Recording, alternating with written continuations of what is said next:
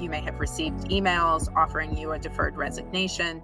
Um, that is neither an executive order or originally guidance, although there is a web page now up on opm.gov titled Fork in the Road, I think, or if I'm correct. And so that has a lot of information on it.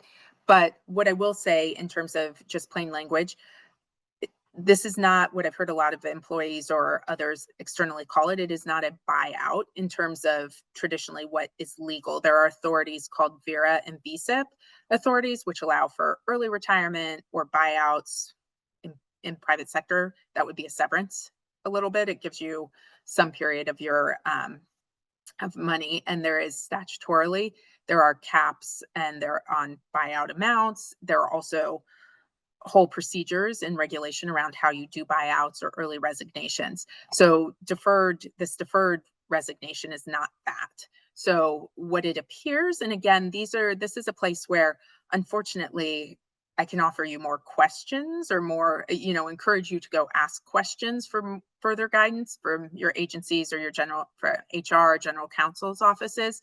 But just from reading the things that OPM has put out on this, it appears to be a form of administrative leave.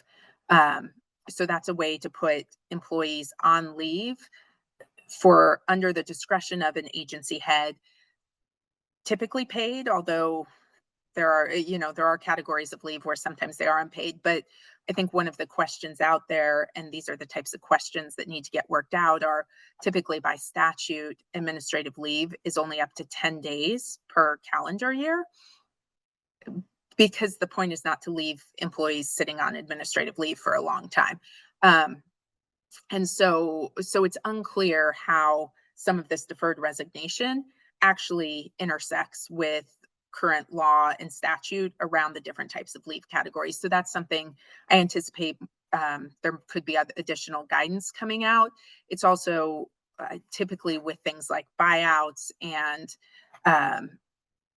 early retirement and things like that, there are funding issues that go along with those, and Congress has to authorize some of that funding levels. I know in previous years under the National Defense Authorization Act bill, they've increased the amounts for buyouts for Department of Defense. That is not what we're seeing in this. Again, this appears to be a different sort of use of administrative leave.